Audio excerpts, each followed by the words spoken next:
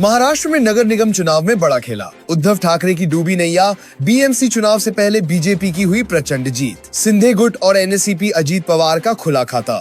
महाराष्ट्र में महायुति ने 15 सीटों पर हासिल की निर्विरोध जीत। दोस्तों, आज महाराष्ट्र की राजनीति से ऐसी खबर अपडेट सामने आ रही है जिसने कई सियासी दावों को धराशायी कर दिया है और कई बड़े चेहरों की परेशानी बढ़ा दी है। महाराष्ट्र में नगर निगम चुनाव से पहले बड़ा खेला हो चुका है। उद्धव ठाकरे की सियासी नैया एक बार फिर वेलों की साथ जाने के साथ नगर के लिए खराम से आने के साथ जैसे ऐसे डगमगाती नजर आ रही है। बीएमसी चुनाव से पहले भारतीय जनता पार्टी और महायुति ने ऐसी बढ़त बना ली है जिसने पूरे राजनीतिक माहौल को ही बदल कर रख दिया है। सिंधे गुट और एनसीपी अजीत पवार ने खाता खोल लिया है और सबसे बड़ी खबर यह है कि महाराष्ट्र में महायुति ने 15 सीटों पर निर्विरोध जीत हासिल कर ली है।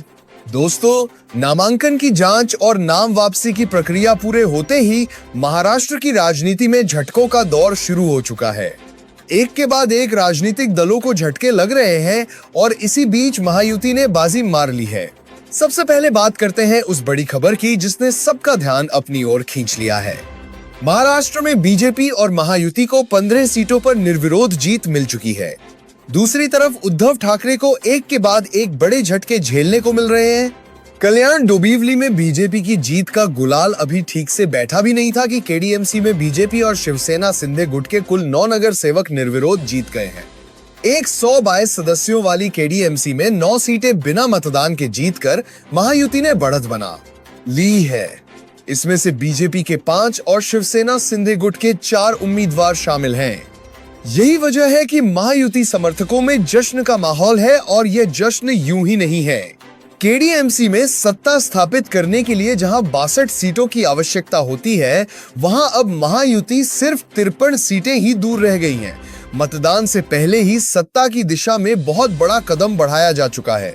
दोस्तों, चुनाव से पहले ही बीजेपी उम्मीदवारों के निर्विरोध चुने जाने को लेकर प्रदेश अध्यक्ष रविंद्र चौहान की राजनीतिक सफलता माना जा रहा है और अब शिवसेना सिंधे गुट के 4 उम्मीदवारों के निर्विरोध चुने जाने के बाद इसे सांसद श्रीकांत शिंदे का मास्टर स्ट्रोक भी बताया जा रहा है। कल्याण डोंबिवली महानगर पालिका चुनाव से पहले बीजेपी की जीत की रफ्तार तेज हो रही है।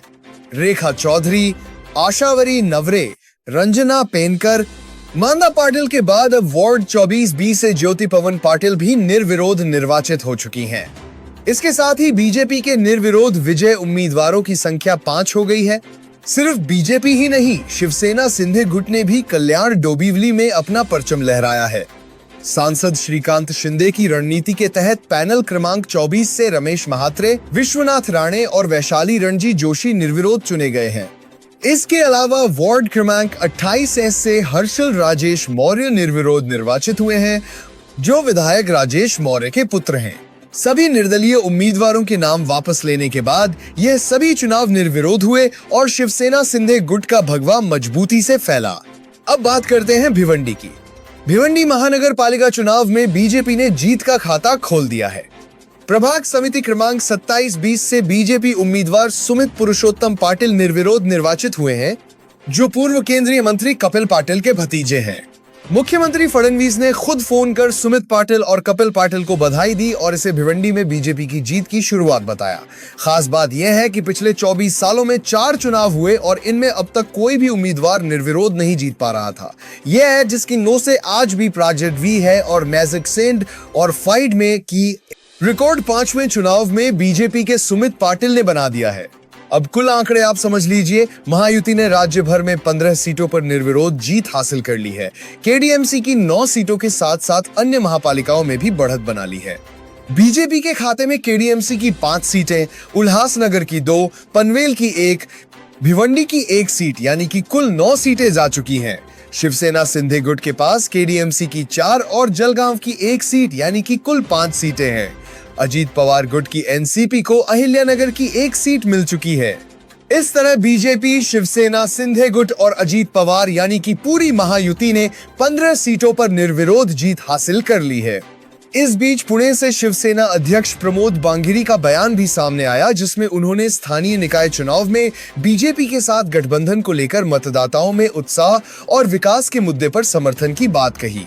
दोस्तों, बीएमसी चुनाव से पहले केडीएमसी में महायुति की यह निर्विरोध जीत महाराष्ट्र की राजनीति में जबरदस्त चर्चा का विषय बनी हुई है और इसे सिर्फ कांग्रेस ही नहीं बल्कि उद्धव ठाकरे और राज ठाकरे के लिए भी एक बड़े झटके के तौर पर देखा जा रहा है। अब सवाल आपसे, क्या यहाँ बीएमसी चुनाव से पहले महायुति की बड़ी बढ़त का संकेत है? क्या उद्धव ठाकरे की राजनीति के लिए ये खतरे की घंटी है? और क्या महाराष्ट्र में सत्ता का पूरा समीकरण बदलने जा रहा है? कमेंट सेक्शन में अपनी राय जरूर लिखिए।